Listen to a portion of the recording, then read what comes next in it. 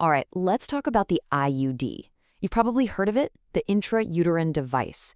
It's an incredibly effective form of contraception, but there's also a lot of mystery around it. So, in the next 5 minutes or so, we're going to break it all down. What it is, how it works, and what it's actually like to have one. Let's get into it. So here's how we're going to tackle this. We'll start with the absolute basics, then we'll walk through the insertion process itself. After that, we get to the really cool science of how the two different types work. Then we'll talk about effectiveness and daily life. And finally, what happens when you're ready to have it removed. By the end, you'll have the whole picture. Okay, so first things first, what exactly is an IUD?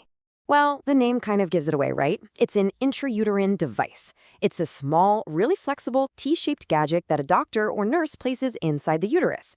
And its one and only job is to provide super effective long-term contraception. Now, here's where it gets really interesting. Not all IUDs are created equal. They basically fall into two main camps. You've got the copper IUDs and you've got the hormonal IUDs. And as you're about to see, how they get the job done is completely different. So how does this tiny device actually get where it needs to go? Let's walk through the insertion. It's a pretty quick procedure, and I think understanding how it works really helps take away some of the mystery. The whole thing is surprisingly straightforward. First, a healthcare provider gently accesses the cervix. Then, the IUD, which is folded up small, gets inserted into the uterus. Once it's inside, its little T-shaped arms just spring open, holding it in place. And that's it. Well, almost. A couple of tiny thin strings are left hanging just outside the cervix, and those are there so you can check that it's in place and for easy removal later on. And this is really, really important. Placement is everything. For the IUD to work properly, it has to be sitting in just the right spot inside the uterus. That's why follow-up appointments are a big deal, to make sure everything is exactly where it should be. All right, now for the fascinating part, the science. We mentioned there are two different types, copper and hormonal. So let's look at how their totally different strategies both work to prevent pregnancy. This chart just lays it out perfectly. Okay, so first, the copper IUD. It's completely hormone-free. Instead, the copper itself creates this environment that sperm just can't stand. It's basically toxic to them, and it slows them way, way down. The hormonal IUD, on the other hand, works by releasing a tiny amount of a hormone called progestin. What this does is it thickens the mucus at the cervix, creating like a roadblock that sperm just can't get through. It also has a pretty neat secondary effect. It thins the uterine lining, which is why a lot of people find their periods get much, much lighter. So even though their methods are totally different, one's using a metal, the other's using hormones, the end goal is exactly the same.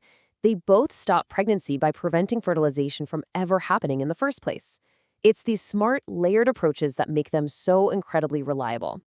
Okay, so that's the science, but what does it all mean for real life? Let's talk about just how effective these things are and what it's actually like to live with one day to day. Let's just let that number sink in. Over 99% effective. That is amazing. It's why the IUD is considered one of the absolute best forms of birth control. It basically means that fewer than 1% out of 100 using an IUD will get pregnant in a year. And that kind of reliability really puts the IUD in a class of its own. I mean, its effectiveness is on par with permanent methods, but with one massive difference. It's completely reversible. So what's life with an IUD actually like? Well, for most people, the biggest perk is just peace of mind. You've got protection that lasts for years, and you don't have to think about it every day. It doesn't interfere with your life at all. Now, it's pretty common to have some cramping or weird bleeding right after you get it, but for most people, things settle down and your body finds its new normal. And finally, let's look at the end of the journey.